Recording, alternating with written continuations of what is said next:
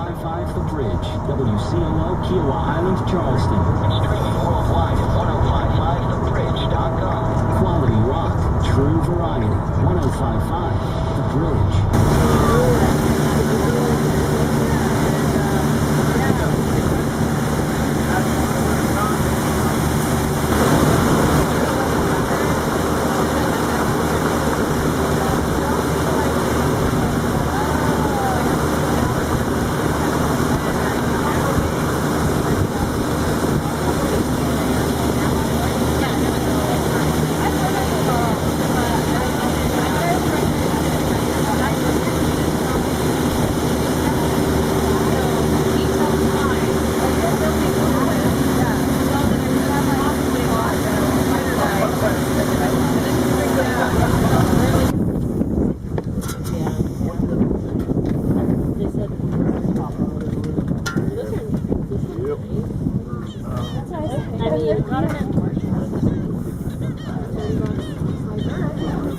They're not happy.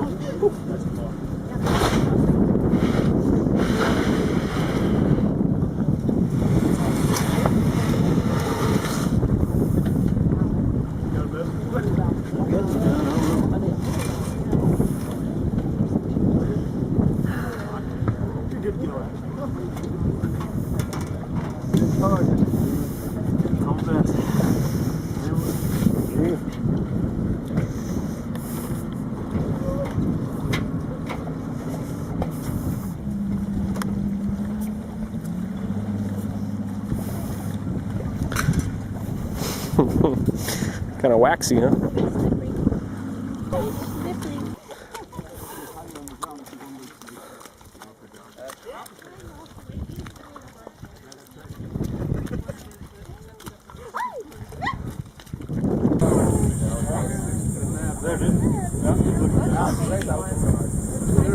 Little guy. Oh, my bad. Yeah, that's all.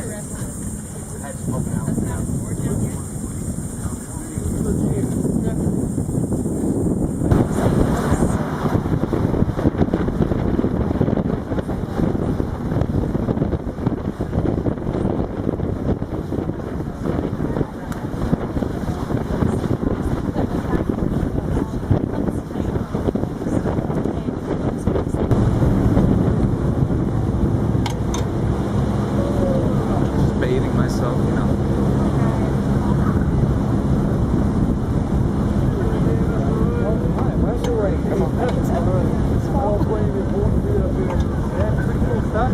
You can see where there's been several different positions of the channels in this area. Valley wall to valley wall, Pleistocene shore face material, Pleistocene shore face material. All across the valley, based on his boring, he got a lot of sand and a lot of sandy gravel. He also found some sandy mud type deposits over here, a sandy clay, probably fairly underrated by the guest. And then he also had a piece of what he put blue here, which may be a remnant of a piece of an older floodplain, possibly, I'm not really sure. Maybe an older abandoned channel right here that's kind of cut back through the more recent channel. Got his carriage and his horse, whatever, started heading to Philadelphia.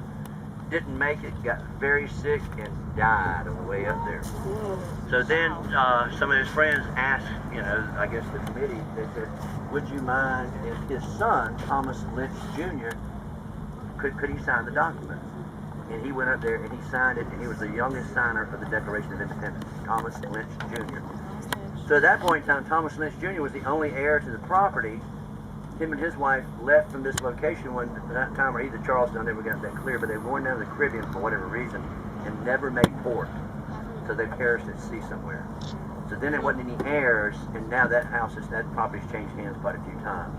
It's open to the public right now. You can tour it. A really nice high spot on a Pleistocene shore face deposit. The higher stand shoreline deposit is what we have going on right now.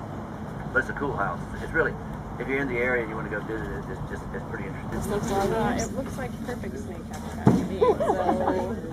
This was that part on the stop where we walked single file. Yeah. Whoever is the slowest is the one. As long as you're not the slowest, you're fine. Look at all those animals over there. Oh yeah, those little crabs. All carrying stuff or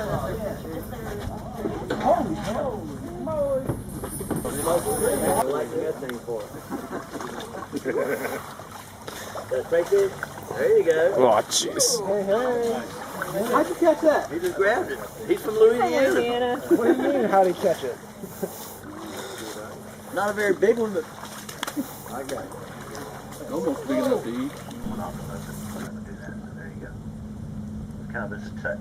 Alright, so what we want to do now, those right there are being is going to be a coastal plain river system on Saturday. Alright, so there you go. Thank you, sir.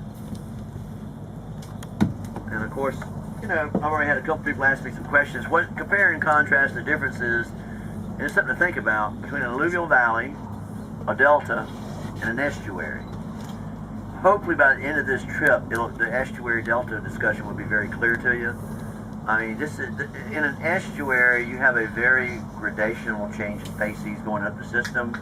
You also can have marine sediments going up the system for many kilometers. And you also have the fluvial material coming down all the way to the front of the estuary. So there's a lot of differences, and hopefully by the end of the week you guys feel real good about that. But this is this system has a very strong freshwater river character to it. You know, even some of the older deposits out front with all the wood in it, back when the river was acting a little bit more like a can. You know, so hopefully you'll get an appreciation. Although in the subsurface, you can still call this an incised valley fill, you know, sequence. I think I'm sure people would do that in some cases. Alrighty, so moving on along here. So where would the Santee Delta fall in old Bill Galloway's ternary diagram? Yeah, I don't know if y'all read. If you haven't read many papers about this guy, he published a bunch. He always uses one of these diagrams. I mean, it's like he loves to use, and it's a pretty cool tool. And I bet you when he cleans his house, he probably has a vacuum cleaner in one corner, a broom in another corner. It's like every room he goes into, well, I need a little less broom, a little more mop, maybe, you know.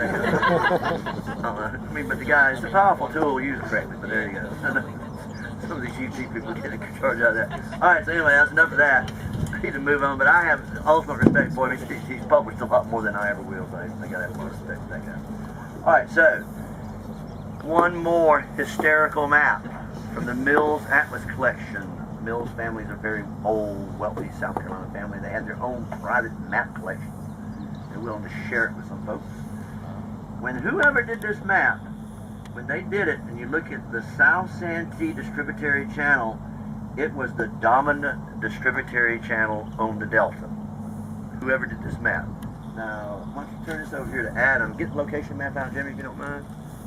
So whoever did that map, I don't know who was the cartographer, but they definitely showed the Santee River coming down and the bulk of the fresh water coming right down the South Santee. Not a lot of water going down the North Santee, but some, but not a huge amount. Everybody agree with that? Look at this diagram. If you come out here today and you look at topo maps and you follow the North Santee up, it is very well connected with the fluvial section, whereas the South Santee is almost completely cut off. So that's once again one of these examples of where on a delta, through time, distributary channels will take turns handling less or more fresh water, changing the characteristics of some of the sedimentation occurring on the delta. Okay? Is that impacted by the redirection? I don't think so. I think that was I'm pretty sure that was but you know, but it's a good question. I don't know that 100%. To be honest, I'd have to go back with some aerial photographs. Good question. All right. So anyway, that's just something I like to point out to you guys because I think it's, you know, part of the story. All right. So let's see what Jimmy. I think we can make it mixed up here. Let's go ahead and start. That Pee Dee looks like much more like an estuary. That's because you don't have as much sediment fluxing through it, so it hasn't built that. Well, the Pee Dee is a completely different animal to start off with. It doesn't really have a delta out front. It's got a large bay called Winyah Bay, and it almost has like a bay head delta associated with it. You know, all the delta sediments are actually up the Pee Dee, but then the Pee Dee blends in with the Black River and the Waccamaw, so it gets real complicated up there. It's like it's not a real simple story. So there you go. But let's start up in the upper part of the delta where we got close to, we got almost to the top of it.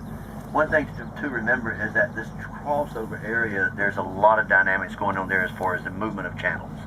A lot of meandering of oxbow lakes, of Volch channels, you know, channels that might stay active for different lengths of time. So a very dynamic setting compared to down here. Look at the difference when you look at this, you know, morphology and look at this section right here. It's completely different. You know, then as you move up into the system. All right, then we kept moving down dip. This is something we got to do for sure. That's the very last one right there. I got that. But we did get to go down the levee, and you guys, pretty much troopers, but it took a little coercing to get you out into the ooze beneath the cypress and tuculo swamp. But hopefully you got a good feeling for that levee stop. Pretty cool stop. And also got, a good feeling for the back swamp in general, kind of some concepts here in the upper delta plain, abrupt lateral facies changes. One of the themes up here in the upper delta plain. All right. Moving further down dip, one of my favorite cross sections now is A to A prime on the Highway 17. So it's I think it's a really good example of what this delta looks like. But anyway, I like this one. This has got a lot more data. So, one thing I've learned over the years, if you're working any geological formation anywhere, the more data you get, the more complicated the story gets. You're actually fortunate to have a little bit of data. The more data you get, your story starts falling apart, so it's best to keep it limited. And they find that a lot up in the oil sands in Alberta because they core very tight spacing. They realize the complexity of the setting, for sure. All right, so moving on down dip. Next cross section, can't really remember, but it might be all the way out very... let's look at this one. Here's a dip section. I didn't show this one to you. Once again, very cartoonish. Highway 17 would be up in here. We got this floodplain deposit that we think might go all the way out, further out, onto the shelf, possibly. Above that, you got a coal forming, possibly. Down near the delta front, something we didn't talk about a lot, but there's a lot more mixed type sedimentation going on there. Not all just lower delta plain organics and mud, but a little bit of marine character to it. When Tim Eckert did this work, Miles and I decided to throw a little bit of more of a back barrier look, but then by the time you got up about the intercoastal waterway, right in there, then it was all that freshwater peat swamp. Well, freshwater swamp, a lot of organics, but not really a true peat. Of course, beneath that, you got this old alluvial valley that's sitting on top of either limestone or marl. It's going where you're actually drilling at. Overall section thickness about 75 feet. 70 to 75 feet from the top of the limestone all the way to the top of the delta. Okay? So there you go. That's D to D prime, D to D prime, starting at the Highway 17 bridge. If we hold up the location map again, I can show you exactly where that was at. Bring it over here, let us read it. And I'll be able to show you where that one's located. That way you have an idea. So it's this D to D prime, see it? Run all the way straight down the long axis of the delta.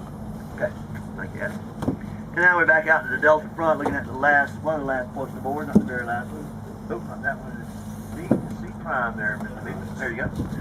Very different cross section compared to what we're seeing up in this part of the world.